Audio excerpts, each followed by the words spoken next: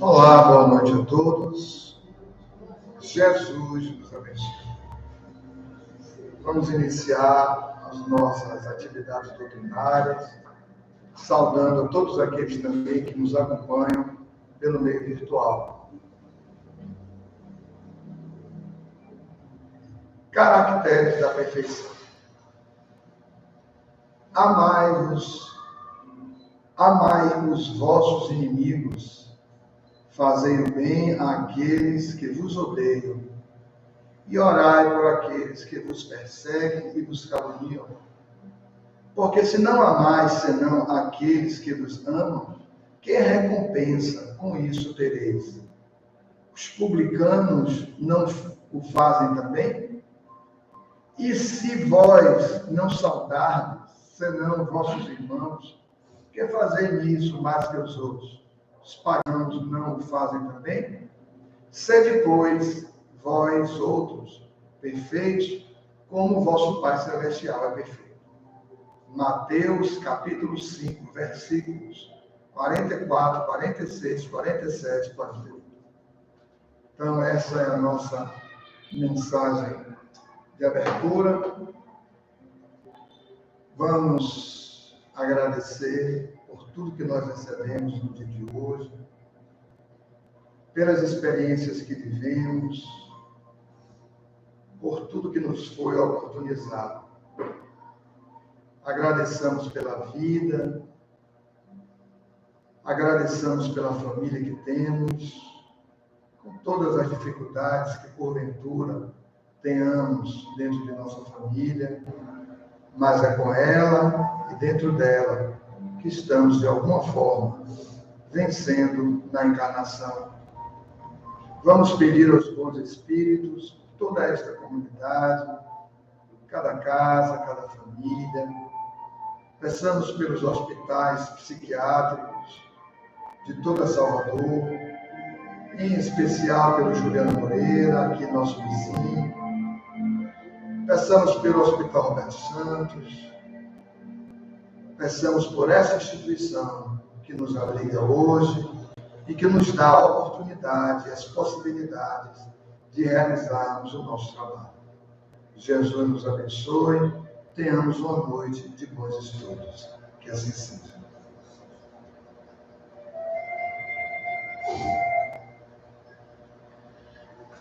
Amigos, boa noite a todos mais uma vez.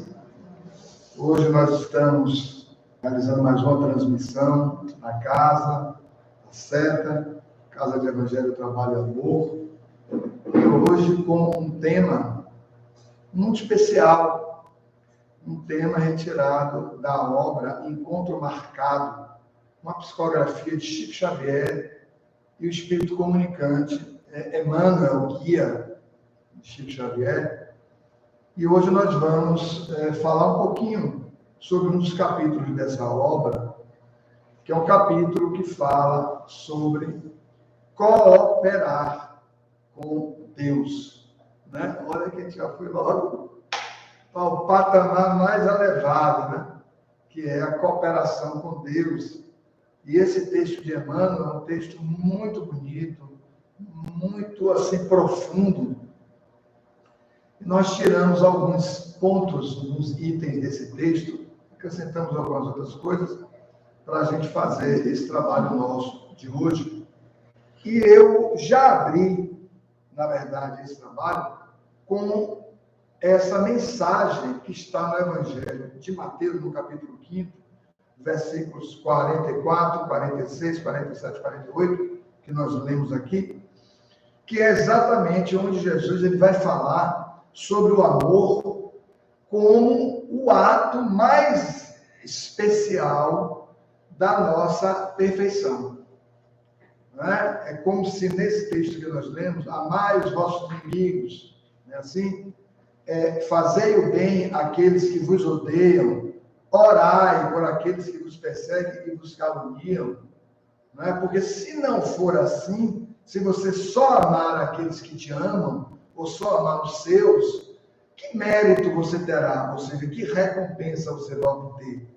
Né? Então, Jesus ele está propondo nessa passagem aqui que nós amemos os inimigos e também façamos o bem àqueles que nos querem fazer o mal, né? E que nós oremos por aqueles que nos perseguem e nos caluniam. Quer dizer, Jesus, ele fala o quê? Da perfeição. Ele diz que a perfeição está no amor. E nesse mesmo capítulo, e nessa mesma passagem, lá no finalzinho, ele vai dizer assim: sede perfeitos, como perfeito é vosso Pai Celestial. Que, de um modo geral, isso sempre foi algo muito pouco compreendido. Mas ele, quando fala sede perfeitos como Deus é perfeito, ele não diz sede perfeitos quanto Deus é perfeito. Quanto dá uma dimensão de quantidade, de tamanho, de extensão. Né? Então, é como se ele dissesse, sede perfeitos quanto Deus é perfeito, ou seja, você poderá fazer um universo? Não. Quanto é na extensão das bilhões de galáxias. Nós não temos essa condição. Mas como nós temos. Então, como Deus ama, como o Pai Celestial é perfeito, amando. Então, nós podemos ser, nesse ponto, perfeito, como Deus é perfeito. E como isto? Amando.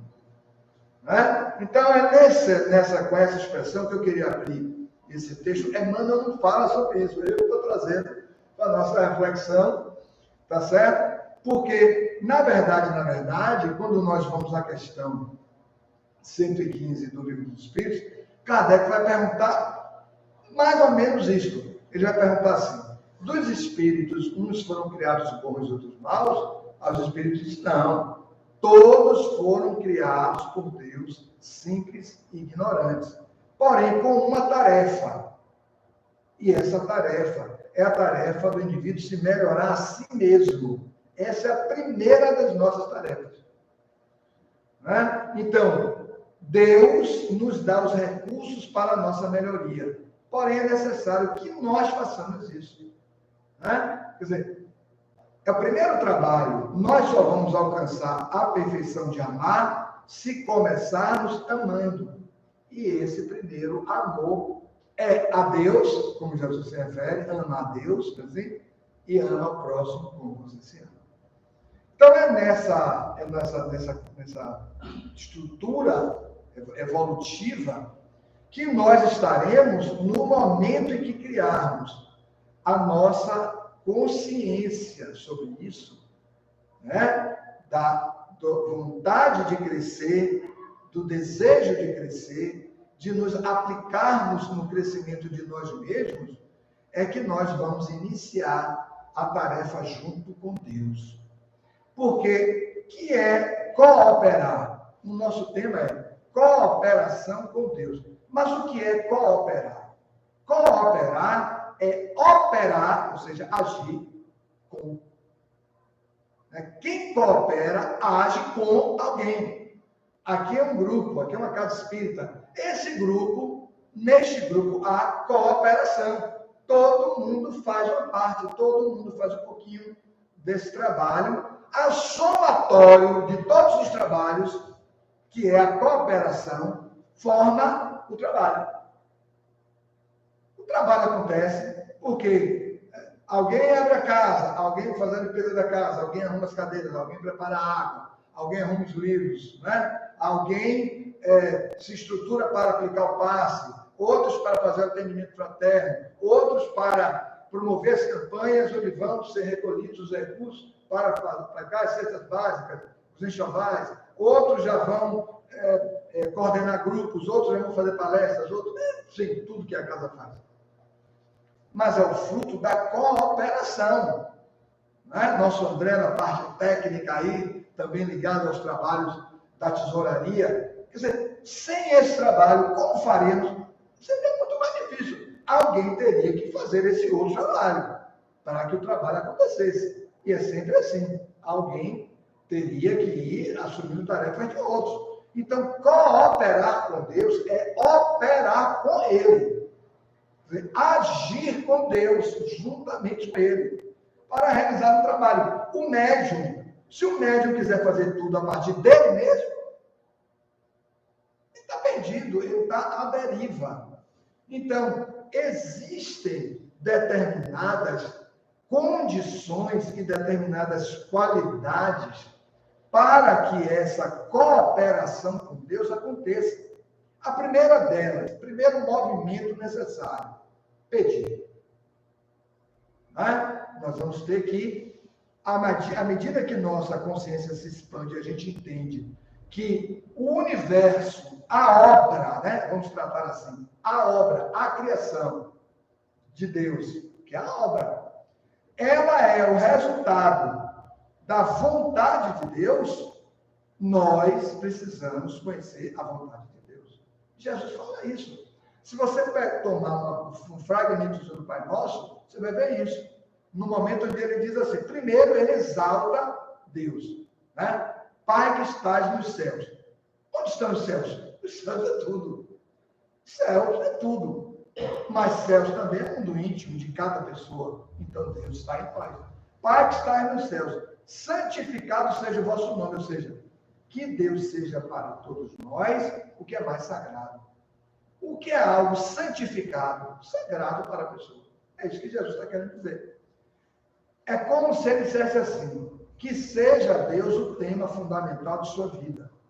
É isso que ele quer dizer. Em tudo Deus, para todas as coisas Deus.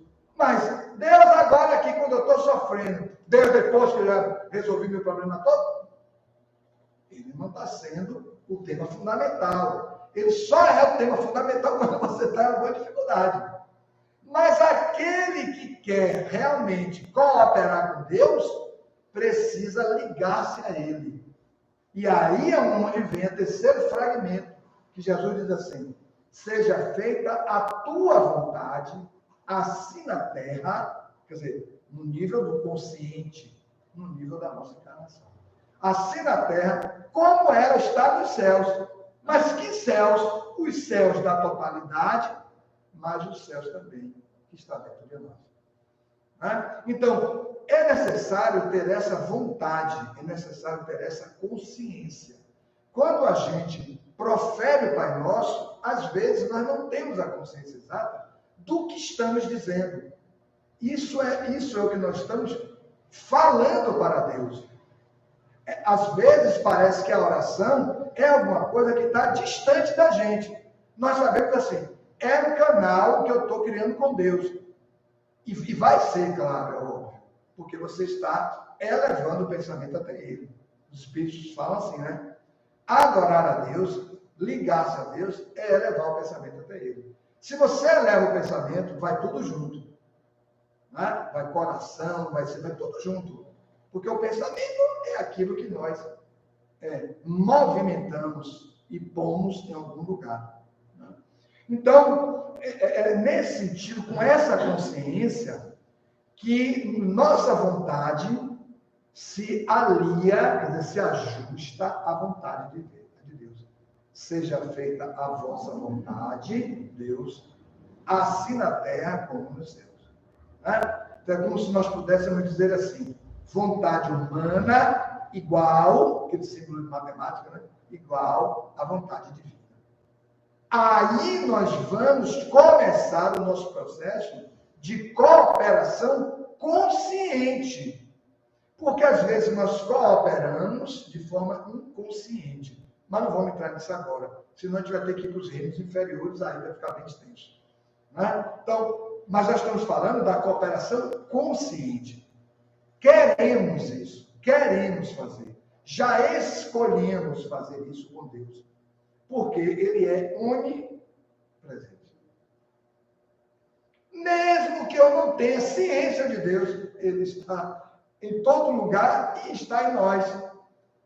Quando eu descubro que Ele é onipresente, onisciente, onipotente, olha aí, quando eu descubro isso, eu me transfiro para essa realidade, para esse estado que Jesus chama de estado de bem-aventurança.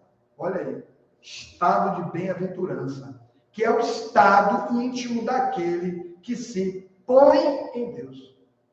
A oração ajuda demais a gente fazer isso. Mas o problema da oração é que a gente vai lá, né, quando a gente consegue se elevar, romper um pouco com as amarras do corpo, das experiências, das preocupações. Quando a gente consegue isolar isso e vai lá, a gente fica um tempinho, mas depois a gente termina voltando. Mas há uma mensagem muito especial do Espírito de Verdade, no capítulo 6 do Evangelho segundo o Espiritismo, Cristo Consolador, o título do capítulo, que nós vamos falar até um pouquinho na frente ainda. E nós vamos ver como esse estado oracional, ele pode se firmar, ele pode se tornar constante. Nós vamos falar, se der tempo, né? Falar disso um pouquinho na frente. Então, esse é o primeiro movimento da nossa cooperação. Querer estar com Deus. Porque nós já percebemos a grandiosidade dele. E queremos estar com ele. Já não queremos mais as trevas nas quais nos encontrávamos. Porque só em Deus há luz. Só em Deus há luz. Quando a gente descobre isso, a gente quer reformular rápido tudo que significa treva, tristeza, inconsistência, que significa conflito, que significa dor, sofrimento, amargura, tudo que represente, de algum modo, alguma angústia. Então, o Espírito, ele não quer mais isso. Essa é uma escolha, por assim dizer, a principal escolha, a principal decisão e o mais especial nível de consciência, porque nos retira do sono, das consciências de sono, que são pelo menos duas, e nos põe na consciência em despertamento. Então, já estamos despertos. Então, quando as situações vão aparecendo, nós vamos, de alguma forma, tentando nos livrar das situações. Mas isso não basta. Nós só conseguiremos transitar pelas experiências difíceis, que são da vida corporal mesmo, quando nós cooperarmos com Deus. Porque quando cooperamos, estamos nele. Podemos não estar integralmente nele. Aí Jesus, Quando ele diz assim, eu e o Pai somos um. Eu estou no Pai, o Pai está em mim. Aí a integração total, a gente não está nesse nível ainda. Nosso nível ainda é daqueles que buscamos uma nesga de luz e nos pegamos ali. Por isso, muitas vezes, os sofrimentos terminam sendo importantes. Porque é no sofrimento que você vê uma nesguinha de luz e aí você vai naquela nesguinha de luz, se pega ali e ela se amplia para você. À medida que você confia, porque você vê que é luz, e uma nesga de luz dissipa as trevas dentro do próprio indivíduo. E a oração se torna isso. André Luiz, inclusive, no livro Nosso Lar, André Luiz do Espírito, ele fala disso. Quando ele conseguiu, no umbral, diante de todos aqueles sofrimentos, todas aquelas inconsistências, todo aquele momento onde ele não sabia o que estava acontecendo com ele, mas ele se recorda da oração que ele, então, com sentimento real, ora, ele se eleva. Ele consegue ouvir o auxílio, e aí o amparo chega até ele e ele é resgatado. Mas não precisamos estar em espírito no umbral para isso, não. Há os sofrimentos em espírito aqui encarnados mesmo. Encarnados mesmo. Então, Emmanuel, nesse texto belíssimo, ele fala da importância da cooperação com Deus. Isso é tão fundamental que Deus, quando nós pedimos recurso, ele concede. Aí Jesus, que é o intermediário entre nós e Deus, na apresentação dessas leis, na apresentação do amor em profundidade, ele conta uma parábola, que é a parábola dos talentos. E na parábola dos talentos, o Senhor ia viajar, deu 5 talentos a um, 2 talentos ao outro, 1 talento ao terceiro. Né? Então, note que aqueles que aproveitaram os talentos que receberam, multiplicaram. Porque para cooperar, você precisa de recurso. Você pede e o recurso chega. Pedi e obtereis. Lembra? Jesus se refere a isso. Pedi e obtereis. É o recurso. Mas, para usar o recurso, é necessário o trabalho. Tanto que aquele que multiplica por 5, entrega 10 talentos, né? Ele realiza a sua tarefa. O outro recebe 2, entrega 4. Mas o que recebeu 1, devolveu o mesmo talento. Mal serve preguiçoso. Né? Olha como ele disse, mal serve preguiçoso. Você, meu amigo, está me devolvendo o mesmo talento que eu lhe dei. Tome o talento dele e dê ao que multiplicou por 5. Porque dar-se-á aquele que tem e se retirará mesmo daquele que não tem. Não tem o quê? Disposições íntimas para crescer. Não pode ficar com recurso. Vai ser necessário que o indivíduo passe por muitas dificuldades para ele pedir. Aí ele vai receber um talento. Né? De novo um talento. Mas por que você está recebendo um talento? Porque você está pedindo, sob outras condições. As condições internas agora são outras. Né? Para depois receber 2 talentos. Porque o cara que não é de 1 para 5, é 2. O que o Jesus conta essa historinha, ele está demonstrando que tem uma escala evolutiva, né? Uma escala de progresso individual, pessoal, nesse pedido, nessa ação de cooperar com Deus. Né? E por isso temos trabalhadores de todos os matizes, ou seja, de todas as escalas de trabalho. Mas todos estão trabalhando. Todos estão trabalhando de acordo com as condições que possuem para desenvolver aquele recurso que receberam. Tanto que aquele que recebeu um talento era a condição que ele tinha para desenvolver. Mas notem, nem isso ele fez. Nem esse talento mínimo ele fez. Porque ele está mais próximo da inércia do que do trabalho. Então, olha, o cara está mais para não fazer do que para fazer. Vamos dar um talento a ele, para ver o que é que vai acontecer. Né? Porque futuro não tem. Quem controla o futuro? Ninguém controla o futuro. Nem Deus controla o futuro. Porque ele criou a lei de liberdade e dentro da lei de liberdade está o livre-arbítrio. Deus vai ter que esperar até que você se autodetermine em fazer. Porque é a lei. O próprio Deus está submetido às leis que ele criou. Tanto que quando os Espíritos falam das leis espirituais, explicando a todos nós, eles dizem, as leis são imutáveis. Deus não vai mudar a lei para beneficiar a Eliana. Não há como mudar a lei para beneficiar a Eliana. Mas se ela age conforme a lei, ela se desenvolve. Ela amplia a consciência. A mulher se desenvolveu. Mais recurso, mais recurso, mais recurso, mais recurso. Você vê que tem gente que quer desencarnar aos 60, aos 70, rapaz, bota o cara aí, para ele dar mais recurso a ele. Aí tome energia vital, tome talento, tome mais. Porque você realmente está cooperando com Deus, ou seja, você está cooperando na obra. A obra divina não está acabada. Jesus fala isso, né? Ele diz assim, meu pai trabalha até hoje, lembra dessa passagem? E eu também trabalho. Olha que Jesus alcançou a perfeição, porque ele é Cristo.